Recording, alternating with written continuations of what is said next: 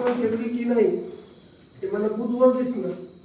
बुधवर दिसलं तर आठवण ठेवली, बुधवर नाही दिसलं तर हे कारण झालं, मग ते कारण झालं, तो सोयलो, मग तिने ही शपथ घेतल्या, असा केल्या, लफडाच झाला होता. ही कारण तिथं ठरवलं तर ठरवलं. मी तुम्हाला सांगतो, मी निलेश राणेंचा माणूस, त्यांचं पुढे काय होणार होतं मला माहिती नाही.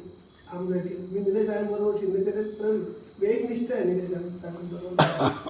मी माझा विचार केला नव्हता माझं काय होईल भविष्य. निलेश राणे निवडून येतील मला माहिती नव्हतं.